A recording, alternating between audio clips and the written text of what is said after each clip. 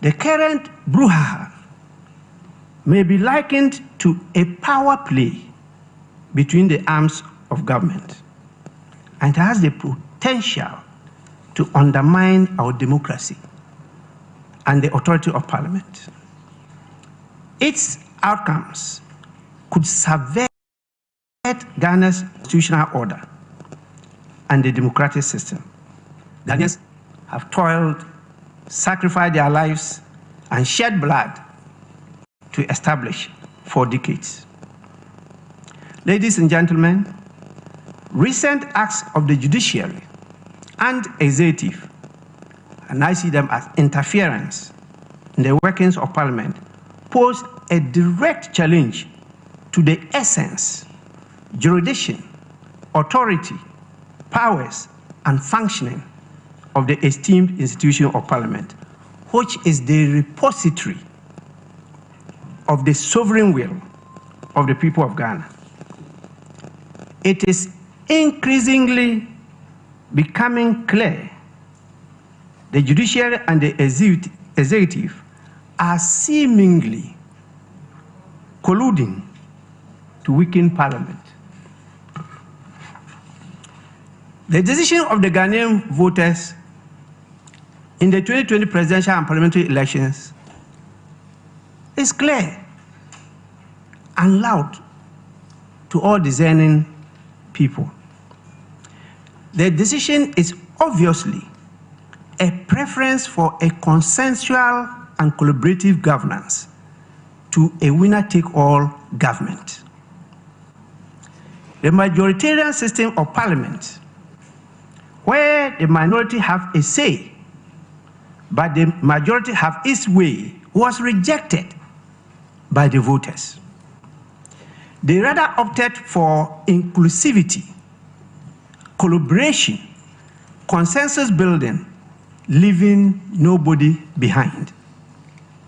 The equal representation of the two major parties in Ghana, resulting in the composition of a hung parliament, to the voters is the better way forward for our dear nation. The expectation of the voters is this will lead to the constitution of a parliament where the national interest will prevail as against partisan or parochial interests. This is the context and the peculiar situation I have to preside over as a speaker. I'm the first speaker in the Fourth Republic, in fact, in the history of Ghana, to work with a president who belongs to a different party, to work without a majority party in Parliament, but with an evenly divided Parliament, 137, 137 apiece. That is a hung Parliament. Decision making has therefore not been smooth sailing. As the Speaker of Parliament, I hold the balance in favor of the national interest, but sometimes bend backwards to accede to government requests because government has been given the mandate to govern. It is with this understanding I led the board of the Parliamentary Service and members of Parliament to provide procedural rules of engagement to actualize this goal and to provide for the possible types of government as envisaged in the Constitution. These possibilities include an election of an independent president to form a government,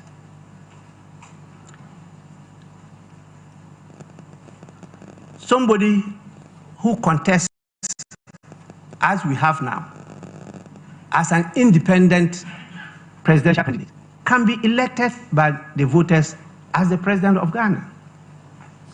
How is he going to work with Parliament to get his or her business, that is government business, approved by Parliament?